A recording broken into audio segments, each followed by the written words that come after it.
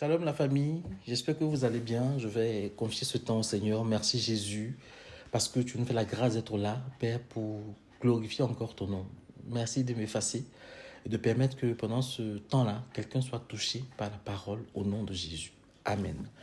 Donc on arrive enfin à la fin de notre petite série sur l'amour. Donc comme je disais, ce n'est pas un enseignement, c'est vraiment une petite série sur l'amour. Aujourd'hui, j'aimerais finir avec l'amour et le service. Amen. Je vais rappeler à quelqu'un que le service, c'est une aide volontaire qu'on apporte à quelqu'un. Mais le service, c'est une aide volontaire qui appelle de nous l'humilité.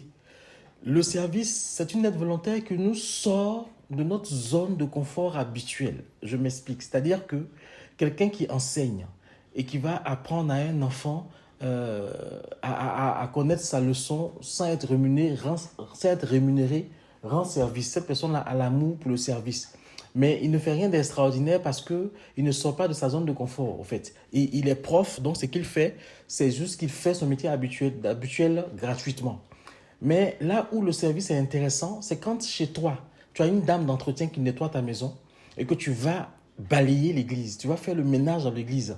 C'est là où le service devient intéressant parce que tu sors de ta zone de confort et tu vas faire quelque chose qui te coûte alors que tu as l'argent pour payer quelqu'un pour le faire et tu fais tout cela pour la gloire de Dieu. C'est ça le service. Et le texte qui me fonde aujourd'hui, c'est Jean 13, 1 à 5. Là où Jésus quitte son statut de maître, son statut d'enseignant, son statut de chef pour laver les pieds de ses disciples. La Bible dit en Jean 13, verset 4, « Il se leva de table pendant le dîner, passa son vêtement et prit une serviette de lin et il le noua autour de la taille. Ensuite, il versa de l'eau dans une bassine et commença à laver les pieds de ses disciples, puis à les essuyer avec la serviette qui s'était nouée autour de la taille. » Jésus quitte son statut pour venir laver les pieds de ses disciples. L'amour pour le service appelle à une certaine humilité. L'amour pour le service appelle à ce qu'on sorte de sa zone de confort. On sorte de sa haute sphère pour se baisser, pour faire quelque chose qui va montrer aux autres qu'on le fait pour la gloire de Dieu. Jésus se baisse pour laver les pieds. Amen. Et les pieds, c'est les parties les plus sales.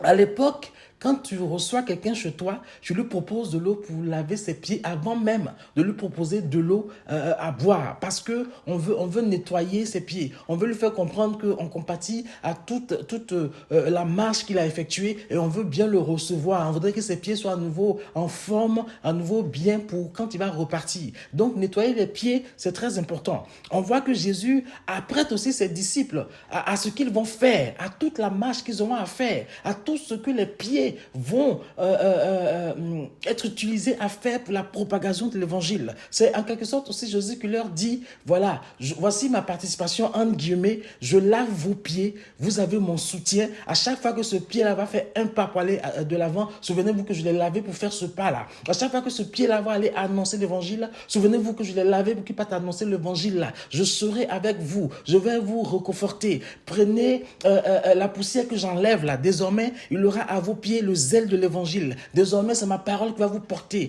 pour que vous puissiez aller porter l'évangile au loin. Mais pour faire cela, pour être dans cette révélation-là, il faut avoir l'humilité. Il faut pouvoir aimer se baisser pour la gloire de Dieu. Amen. Ton pied est important. Ton pied est important. C'est pour cela que Jésus veut que nous puissions nous baisser pour nous laver les pieds les uns les autres. Se laver les pieds les uns les autres, c'est pouvoir se baisser pour s'aider. C'est pouvoir se baisser pour se soutenir, sans critique, sans murmure, sans calomnie. Juste rendre service à mon frère, rendre service à ma soeur qui a besoin de moi. Bien-aimé, Dieu n'a que faire de ta position sociale. Dieu n'a que faire de tout l'argent que tu as sur cette terre. Ce qu'il attend de toi, c'est que tu aimes rendre service à ton frère. C'est que tu aimes te baisser pour rendre service à ton frère. Et sur ces pieds-là, je pourrais en dire long. Mais Jésus se baisse là pour faire quelque chose d'utile.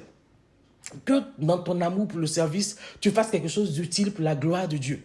Quelque chose qui va te coûter même pour la gloire de Dieu. Que dans ton amour pour le service, tu ne fasses pas quelque chose pour qu'on dise « Ah, mais Michael a fait ça, waouh !» Non, que tu fasses quelque chose pour dire « Ah, donc Michael aussi a fait ça. Ah, Dieu, tu es bon. » Il faudrait que le service que tu rendes puisse permettre à quelqu'un de rendre gloire à Dieu parce que tu as oublié qui tu étais et tu t'es baissé pour rendre service à quelqu'un. Amen. Vous savez, en Côte d'Ivoire, il nous est arrivé d'aller prêcher l'évangile à la gare du Nord, tout.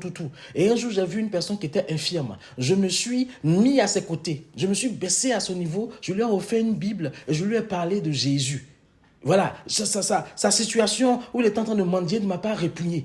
J'ai oublié même que j'étais bien habillé. Je me suis aussi accroupi pour lui parler de Jésus et lui donner une Bible.